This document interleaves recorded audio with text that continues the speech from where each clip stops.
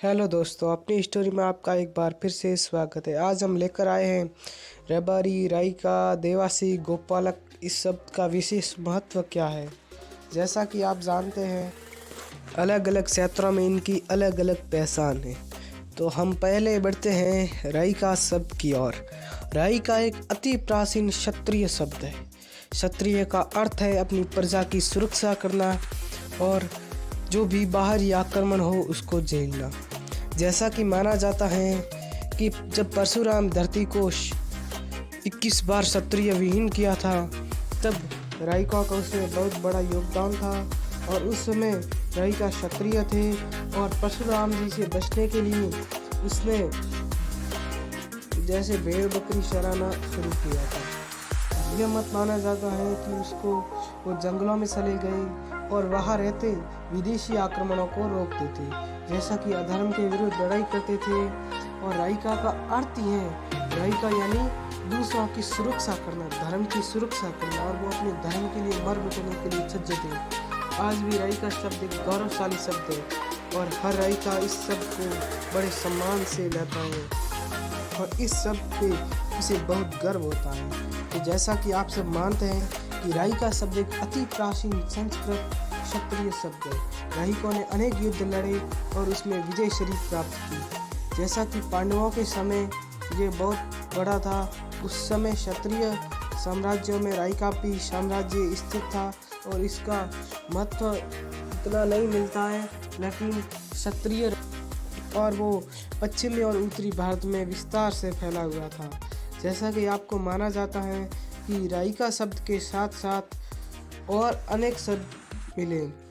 जैसा कि 21 बार जब भगवान परशुराम ने क्षत्रिय विहीन कर दिया, तो कई क्षत्रियों ने अपना वर्ण बदल लिया था और पशुपालन बनकर जंगल की ओर निकल पड़े और घुमंतु तो जीवन व्यतीत करने लगे।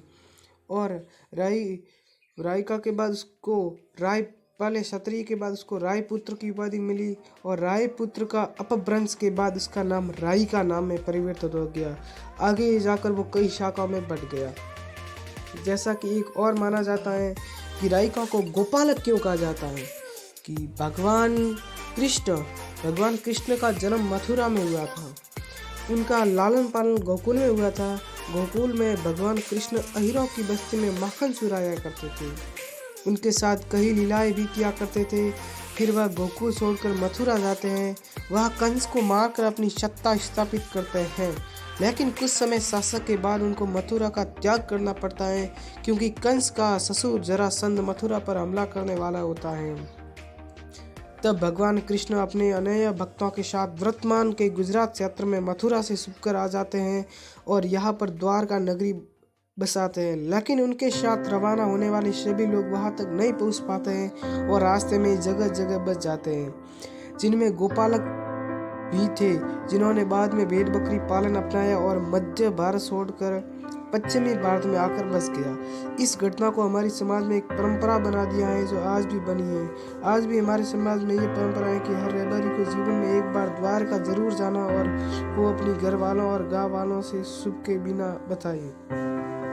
जैसा कि आप जानते हैं, ये दो मत के अनुसार पहले राइका शब्द वो क्षत्रिय थे, और जब भगवान परशुराम ने सौगंध ली थी कि किस बार क्षत्रिय विहीन कर दूंगा, लेकिन उसमें राइका क्षत्रिय थे, उसका कोई दोष या नहीं था। वो तो अपनी धर्म की सुरक्षा के लिए आगे बढ़ते थे और इसका महत्व था।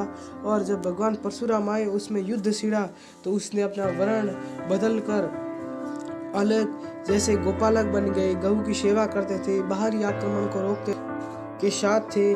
और उसके बाद जैसा कि आप जानते हैं कि देसाई शब्द भी एक अति प्राचीन शब्द है। देसाई यानी देश के मूल निवासी शब्द। जैसा कि आप जानते हैं कि महाभारत का युद्ध तो हुआ था और उसमें गोपालक के साथ साथ एक देसाई की मान्यता भी है। गोपालक जगह जगह पर रुक गए, तब उसमें से देश के निवासी जैसे कि देसाई शब्द देखे।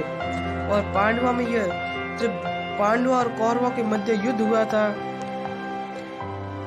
तो उसमें एक पांडवों का सेना नायक देसाई था। जैसा कि आप जानते हैं, देसाई शब्द एक रबारी शब्द है। पांडवों का एक टुकड़ी का सेनानायक था और देसाई शब्द उससे जुड़ा है और उस युद्ध में उसने वीर गति पाई थी और सबको धन्य कर गए। आज का युग में बताते हैं रबारी शब्द का महत्व। जैसा कि आप रबारी शब्द बहुत बड़ा शब्द है और उसको सब सम्मान से लेते हैं। रबारी शब्द गुजरात में शब्द रबारी शब्द लेते हैं। रबारी अर्थ यानी रब प्लस यारी यानी भगवान से दोस्ती करने वाली। यह भी शब्द गोपालक से जुड़ा। जैसा कि गोपालक गोवाले जो गायों की सेवा करते हैं वो भगवान के मित्र के बराबर होते हैं और जो भगवान से दोस्ती रखे उसे रबारी कहा जाता है। और रबारी का शब्द बहुत ही अतीत है और रबारी हमेशा धर्म और किसी भी अधर्म के विरुद्ध हमेशा तत्पर रहे हैं और भगवान श्री कृष्ण के साथ भी बहुत संबंध है, इसलिए भगवान के साथ हमेशा रबारी का नाम जुड़ा रहता है। अब बताते हैं देवासी का।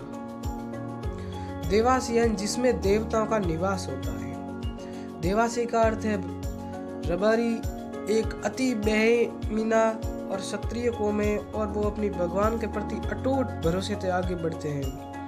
देवासी जो मन से भोले होते हैं और अपने कर्म पर अधिक ध्यान देते हैं और भगवान के लिए मर मिटने के लिए तैयार हैं और देवासी के साथ हमेशा भगवान का आशीर्वाद होता है। जैसा कि दोस्तों आज का वीडियो समाप्त हुआ, भूल हुई हो तो माफ़ करें और अगली वीडियो और लाएंगे अपनी रबारी राइका देसाई योद्धाओं के बारे में। नमस्कार।